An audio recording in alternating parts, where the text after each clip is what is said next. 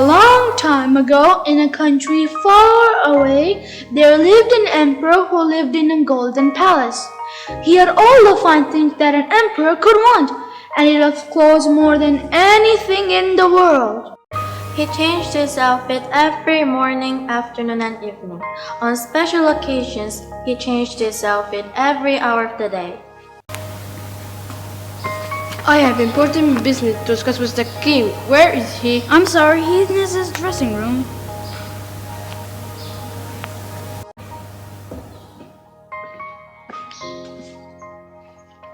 Good day, Sir Eric. You told me that the emperor could see me today. I'm sorry, sir, the emperor's trying on new outfits. All day? It could take all day. Now, word had spread out through the land and into the neighboring kingdoms that the emperor was always seeking new clothes. The finer, the better. How do I look, Rempli? Magnificent, Your Imperial Majesty. Are you sure? This color seems just a little bit off, don't you think? Oh no, Your Imperial Majesty, this color suits you. Makes your eyes sparkle. And? Makes your eyes sparkle and shine. Eric? Rempli tells me that these colors makes my eyes sparkle and shine. What do you think? Oh yes, your Imperial Majesty, the reds and greens, they make your eyes more green, deeply green, I assure you. What business have we today? Well, let's see. It's mostly the usual. Some poor people are waiting to tell you that they're hungry. Two farmers are fighting over a small bit of land. The Empress, your wife, wants to speak with you about spending more time with the children. A couple of weavers claim that they have fabric so beautiful that only those with the most discerning eye can see it.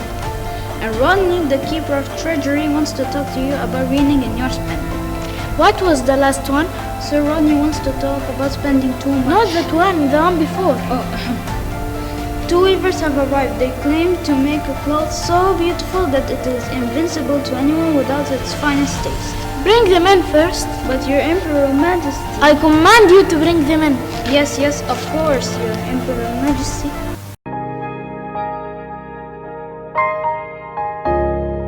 Well, come closer, lads. I've heard that you have some very special clothes. Your Imperial Majesty, I assure you that there is no other cloth like it. Tell me more. We are the weavers from the ancient land of Pearl. I'm not sure. I've heard of that. It is a country so small that it does not appear on any map. Our elders taught us to weave cloth from the thread of little red worm. These worms are hidden in a secret cave and they are almost extinct, and it takes years for us to harvest enough thread to make even one shirt. The fabric is of a kind you can only imagine. The colors so rich, patterns so exquisite that most men cannot even see them with the naked eye. What do you mean? They can't see the clothes? It's invisible? Yes, Your Imperial Majesty, to anyone who is unfit for his office or unusually stupid, the fabric is invisible. Those will be just the clothes for me. If I wore them, I'd be able to discover the men in my kingdom who are unfit for their posts. And I could also tell the wise men from the fools. How much is this cloth? It's very expensive. Oh, never mind, Sir Eric. Pay this fine person whenever they ask. I must have these clothes. But your Imperial Majesty... I said pay them. Of course. So the two weavers set up two looms in the palace hall. They began pretending to weave. They would only stop to ask the guards to bring them extra items such as fine silk and golden threads, which they snuck into their traveling bags. They worked on their until far into the night. When morning came, the emperor was anxious to see how things were going, but then he also remembered that those who were unfit for their position would not be able to see the fabric.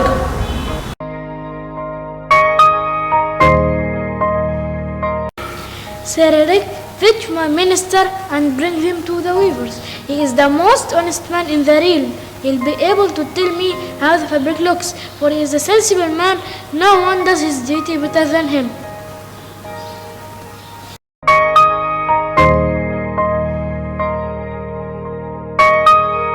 Greetings, Master Minister. Won't you be so kind to take a closer look and approve the most excellent patterns? The minister's eyes were bulging out of his head as he stared and stared through the empty looms. He couldn't see a thing because there was nothing to see. While the weavers explained the colors of the cloth, the poor old minister worried that he was a fool, unfit for his position. Look here, Master Minister, these golden stripes in the lining are so delicately woven you can barely see them. Please don't hesitate to tell us what you think of it. Oh, it's enchanting, such a pattern. What colors? We are pleased to hear that you like it. See this blue on the trim here? That is the rarest shade of blue in the world. It is the color of the hidden sea of Larago. It is a rare blue indeed. And so the minister returned to the emperor and told him all he had seen. The emperor was impressed, so when the weavers asked for more money and golden threads and silk, the emperor agreed. This time, the emperor sent the keeper of scrolls to see the magnificent fabric. Hello, fine sir, come and see what we've been creating. The keeper of scrolls couldn't see anything on the looms either, but like minister, he was afraid of losing his job. I am speechless. What do you like most about? Well, I say the fabric looks light as air. Yes, it is so light as if nothing were there. My thoughts exactly. The keeper of scrolls went back to the emperor and told him that the fabric was spellbinding. The emperor could stand it no longer. He had to see this magnificent fabric for himself. He brought along Sir Eric, the minister, the keeper of scrolls, and few other trusted officers. But as soon as he entered the room, he could see that the looms were empty. Your Imperial Majesty, what do you think of our incredible fabric? Oh, it's very pretty. It has to proven. This Marvelous, a work of art, most beautiful fabric in the world. Your Imperial Majesty, you should wear an outfit made of this cloth in your upcoming procession. Oh yes, fantastic idea. You will never look better. I shall make my garments so spectacular that no one can look away. We will stay up all night if we have to. The two weavers staying up all night and burned more than 6 candles to show how busy they were making the emperor's new clothes. They pretended to take the cloth off the loom. They pretended to cut it. They pretended to sew and try the clothes on themselves. They fell asleep just before dawn.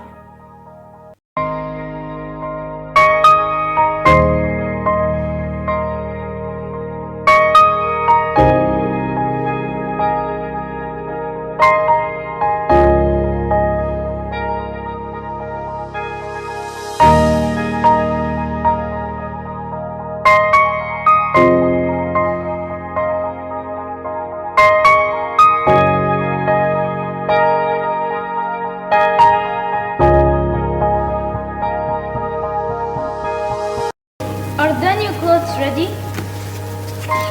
Oh, yes, we were up all night. Bring in the emperor. These are the trousers. Here is the coat. This is the mantle. Each item is as light as a spider web. It will feel as if you were wearing nothing, but that's what makes them so fun. If your Imperial Majesty will get kindly undressed, we will help you here with your new ones here in front of the mirror.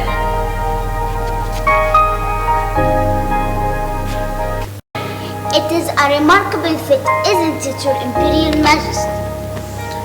Yes, I suppose it is. Incredible, magnificent, truly amazing. Everyone is waiting to start the procession, Your Majesty. Well, I suppose I'm ready. Let's get on with it then. So off went the emperor in procession on their splendid canopy. Here he comes. Look at this new clothes. They fit to perfection. Here he comes. Look at this long train. It looks magnificent. But he hasn't got anything on. What did you say, child? You aren't wearing any clothes.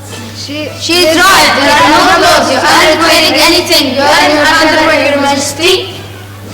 What fool I've been.